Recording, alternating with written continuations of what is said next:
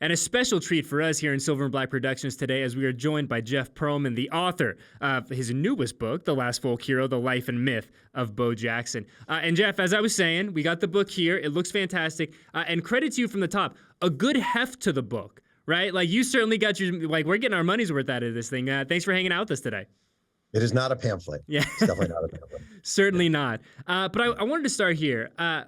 What makes, I think for all of us, certainly who are Raiders fans, there's this kind of myth, there's this allure of Bo Jackson and everything that he is, was, represents. You know, we've heard all the folk stories. But for you, what made Bo such an interesting, dynamic, fascinating character? And why now? Why was this the moment to kind of dive into his origin story? I don't have a great why now element to it. I really wanted to do it is kind of why now. I think what makes him interesting, like I always say, like a Marcus Allen biography, just as an example. Now, Marcus Allen had a great career. He's in the Hall of Fame. Do I really want to read a full book on Marcus Allen? Maybe. Do I want to write it? No, because he played, he did well. He won a Super Bowl. He was a Super Bowl MVP. He had a great career. But where's the mystique to that, right? A lot of guys, Eric Dickerson, Walter Payton, Barry Sanders, like they all had those kind of careers. But Bo was so uniquely different in that he was like a nuclear bomb in sports, and then he vanished. And the whole like vanishment is really the fascinating part of it. Like that someone can come along and be this amazing and then just poof, gone in midair. You know, I just find that a really fascinating part of it all. And that's what makes him different than your average great NFL running back or your average great major league outfielder. Is he came, he did these amazing things, then poof, gone. You know, and before we get back to the actual book itself and Bo's bonus, I suppose, like, you know, for you, how, you know, and I know you're a pretty prolific author, like what were the challenges in particular with this one? Because I know that a lot of the writing, a lot of the research, a lot of the kind of nitty gritty of it came when the world was in bizarro land, when everyone was operating through COVID. Like what kind of challenges did that present you, especially with this project? Well, number one, you like traveling when you do a book, and I couldn't travel. I traveled one time when COVID felt a little safer, and I went to Bessemer's hometown and I went to Auburn where he played football, but I wanted to travel more and I didn't get to, and that's hard. The good thing though, I mean, you didn't ask this, but the good thing along those lines is like everyone was home. Everyone was home. So when you called people, they were home, and not only were they home, everyone was tired of talking about COVID and everyone was tired of talking about politics. You know, like I feel like, so when someone calls along, and it doesn't matter what your politics are or where you live, like someone comes along and they say, I want to talk to you about this amazing athlete, and I want to talk to you about a time period in your life that was absolutely magical for you when you were at the height of your physical powers and blah. I want to talk to you about that. Wait, so you don't want to talk about COVID? No. You don't want to talk about Trump or Biden or Obama or Mike Pence? No. I just want to talk about football. Great. So I think COVID was not good for any of us, but in that regard, people are home. So that was a positive. Yeah. Did you feel, and I feel like you can't answer it, but did you feel like people were more, I guess, generous with their time? Because I imagine for a guy like you, like, hey, I need a half an hour, and people, you know, so they start looking at the clock a little bit like, all right, it's been 28 minutes. Like, did you find people were more willing to say, hey, man, I got nothing going on. Let's wrap and kind of reminisce about, you know, the glory days, the better days, certainly compared to the ones we were living in at the time? I think that was more based on the topic itself. Like people love talking about Bo Jackson. They just do. It's like someone who saw Halley's Comet X years ago and they saw this comet and they want to tell you, or someone who was on the dock when the Titanic survivors arrived and they spend the rest of their lives telling their stories about seeing the Titanic, or someone who was at the Kennedy assassination, whatever you want, some blip moment in time that was absolutely magical and they want to tell their story.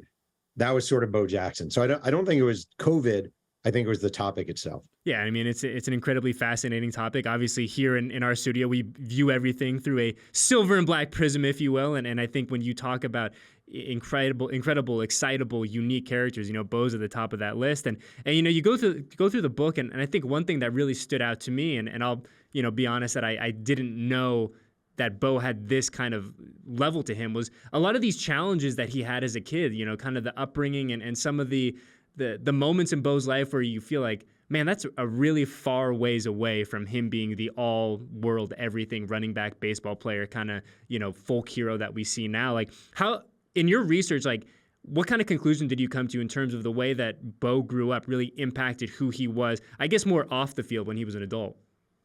Well, I think you see this with a lot of athletes. hunger drives desire. And I mean, literal hunger, meaning not having that much food on your plate, and also the hunger to sort of succeed and take care of your family. And he had that. I mean, he grew up in Bessemer, Alabama, dirt poor, one of 11 kids, single mom, 3-room house, not 3-bedroom, 3-room house, oftentimes sleeping against a heater, like a wood burning stove that he would roll against at night and have burn marks on his arm. Wore his sister's hand-me-down shoes to school, not his brothers, his sisters. Oftentimes wore socks without shoes to school, had a severe pronounced stutter, was held back a year. All that stuff, all that sort of difficulty, all those problems really led him to sports. And I know it sounds cliche, but in his case, it's so extreme. Like he was a kid who really was a troublemaker, was a bully, beat the crap out of other kids, stole their lunch money, stole their bikes, on and on and on. Yeah, and I guess for me it was like, you know, you hear the story, like you said, of people who grow up with very little means, people that don't have the opportunities that a lot of folks have, and how it kind of shapes them as an adult. But I mean, for me, I was really surprised going through it, where you think, and like to your point, where Bo is a troublemaker, where he is a guy who doesn't seem like you would want your child spending time with him, and then to completely go into this way where he's a beloved kind of figure. Like, do you feel like there was a very real moment where he could have gone off the path and ends up at reform school, or ends up in, you know, in a place that isn't as one of the, you know, legitimate top 10 athletes we've ever seen? Oh, there are 100 moments. I mean, I write about in the book, there were times when he pulled a gun out on kids and he was going to shoot a kid. There's time he was going to beat the crap out of kids when he didn't beat the crap out of kids. There are times when he was, you know, a neighbor caught him and a bunch of friends beating the crap out of a hog with a bunch of sticks, and they threatened to send him to reform school. On and on and on and on. I mean, so many examples. And like, it's interesting. He grew up poor and Black, obviously, in this town, in this time period in the Deep South. And he's talked later how race really didn't impact him. And it's not my place to say in a way, but it seems like a simplistic view. Like, his mom couldn't get good jobs or an education because she was a poor Black woman growing up in the South. He did not go to particularly good schools until high school because he was a poor Black kid growing up in the South. You know, on and on and on. He grew up in a neighborhood that was all Black. He couldn't go to the white church in town. He had to go to the Black church in town. The white church wouldn't take African Americans. To grow up during that era in the South and be Black was to just face a tremendous number of obstacles, not just perceptions, but reality. So yeah, man, a million different ways he could have wound up something he didn't wind up as. You know, and what he does end up as is this kind of mythical, incredible athlete that, like, to your point, I think the Halley's Comet is a great, you know, kind of example of that. Just a guy who just flashed, like you said, the nuclear bomb, who was here one day and gone the next. But for us here in this really nice studio here in Las Vegas, like, there's such a fascination, I still think, within the fan base about Bo and what Bo could have been, right? I mean, we've all seen the highlights of him running through the tunnel. We've seen, you know, Bo versus the Boss, all that kind of stuff. But if, you know, it's kind of the loaded $1 million question, but if he doesn't get the injury, if he's able to have, call it an 8, 9, 10-year NFL career, do you think that we're talking about Bo Jackson the way that we talk about some of these all-time great, not only running backs in the NFL, but just players in the NFL? Oh, there's a 0% doubt. In baseball, there's some doubt. Like, would he put the time in? Because he was very raw and very sort of underdeveloped. And he had Mike Trout, Mickey Mantle talent in baseball, but would he put the time in to become that? Hard to say. In football, he was Jim Brown meets Walter Payton. I mean, he really was. He had all the tools. He had everything going for him. If he had played 10 years in the NFL, I mean, you know, originally he was going to join the Tampa Bay Buccaneers. They drafted #1 overall. I think if they didn't kind of screw him over by ruining his college eligibility, he's probably a 12-year NFL veteran. And we're probably talking about him as the greatest running back in the history of football, or right there with, you know, Jim Brown and Walter Payton and I guess Emmitt Smith. So, yeah, he could have been everything you imagine he could have been. I know, and it's, you know, the classic, the injury bug comes at the absolute worst possible time. But I'm just curious, and I think one thing that I was so taken aback by in a good way is just every time we hear stories about Bo Jackson, that's what we gravitate towards, is the stories of his incredible athletic you know, feats and what he did and things that you couldn't believe unless you were there. And I know that the book is chock full with them. Were there any that you came across in your research and reporting for this book that you're like, I want to put it in there, but I just can't get that one more person to validate. Like, there have to be so many just Herculean, like, folk hero stories that you came across doing when you were working on this book. It's funny. He, in his autobiography, which came out in 1990 called Bo Knows Bo, he wrote about striking out his first 21 at-bats at Auburn. He went 0 for 21 with 21 strikeouts. And that was actually when I was pitching the book in early reporting, that was a big centerpiece for me, was this idea of this guy who became this magnificent sports hero going 0 for 21 with 21 strikeouts. And I would call different Auburn teammates, baseball teammates, and they'd say, yeah, it's crazy. He really struggled. Yeah, it's crazy. And I kind of was rolling with that, and I love that. But it turns out it's not true. He went 2 for 5 in his first college game against Southern Illinois. His first at bat was an infield single to short that he beat out. Then he went 1 for 19, so he definitely struggled. But like, there is something amazing about the mythology of a guy going 0 for 21 with 21 straight strikeouts that I was totally wed to and ready to roll with. And then it just turned out not to be true. So that was a bummer. But I guess that is very, very on brand for him, though. And at least in coming through, in kind of understanding kind of the mythology of Bo, it seemed like he was a guy that, I don't know if he sought out the spotlight at all. It seems like the spotlight more found him. Do you think now when we look into Bo and in his post-playing career and, as a grandfather, as a guy who's just essentially living, like, do you think the fact that he is kind of out of the public eye, the fact that he is kind of just existing as a dude, do you think that adds to kind of the legend, the mystique of who he was? Times a trillion. If Bo Jackson doing color commentator for the Raiders or for the Royals, whatever, he was in a play-by-play booth with whoever, we'd see him all the time and he'd be there. If he was like showing up and doing commercials all the time, we saw him on commercials all the time, we'd see him and he'd be there. He feels like he vanished. It's not all that different, I think, than writing about Tupac or JFK or Thurman Munson, whoever, like an athlete who we saw or a person who we saw in his prime and just poof, gone. And we're left to wonder what would have become. That's what it feels like with him. So yeah, the mystique is 100% embedded by the fact that he vanished. When people go through this book, and we were joking about it, but a very thoroughly researched, there's a lot in this book. Like, what do you want people to kind of take away from the Bo Jackson experience, as it were? Honestly, number one, I want them to enjoy a good book. I know that sounds dumb, but I'm with you. I'm 100% with you, man. Like, if you look at the bestsellers list, just as an example, it's politics, politics, politics, politics, politics, end of world, politics.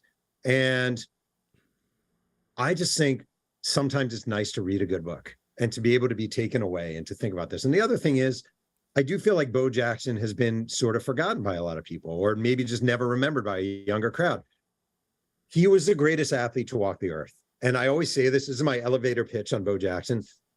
In high school, McAdory High in Birmingham, his junior year, he won the state decathlon championship. His senior year, he won it again.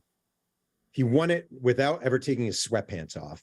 He was so far ahead, he didn't run the last event, the 1500, which he hated. The day after winning the state decathlon as a senior, during which he sprained his ankle, by the way, he struck out 13 in a state playoff game. It was the only game he pitched all year. He stole 90 of 91 bases in high school. He set a single season national record for home runs with 20. He gets to Auburn. He runs a 4.13 40, wins the Heisman Trophy, goes to the Raiders. And his first year with the Raiders, 1987, Tom Flores is a coach. Tom Flores says, I want to have you run the 40. He runs a 4.19 on grass in pads. They don't believe him. He does it again. He runs a 4.17. His first major league at bat with the Kansas City Royals, he beat out a single to second base, a ground ball to second, clocked in 3.6 seconds, the second fastest clocking ever for a right-handed hitter. One more. They were playing the Twins one day, and during batting practice, he hopped in the cage lefty. He was not a left-handed hitter. He hopped in the cage lefty, hit the second farthest home run in the stadium's history as a lefty. Not real. Not real. Not real. Ridiculous. So what I want people to walk away is, holy crap, this guy existed.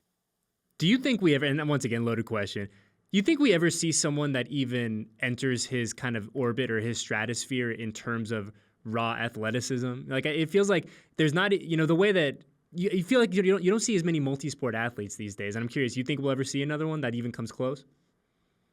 I mean, I feel like the closest we have right now, in a weird way, is Shohei Ohtani. Yeah, that's one that came to mind for me too. Yeah, but he's obviously not the athlete Bo Jackson was, but the weirdness and the uniqueness of it. I mean, the thing is this: it is theoretically possible that LeBron James is in a Bo Jackson stratosphere as an athlete, or for all we know, like Devontae Adams is. Like, we don't know, right? We just don't know, because you're not doing a million different things. It's like you said, you don't get the multi-sport anymore. You just don't get it. So we were never going to really see Devontae Adams try his hand at baseball or try his hand playing in the NBA at the same time. Shohei Ohtani might be an amazing golfer. He's not going to play on the PGA Tour tomorrow. You know, like, Bo Jackson came along at the perfect time. He had all these gifts. I do think he was probably the greatest athlete who's ever lived. But yeah, I think he's it. I do.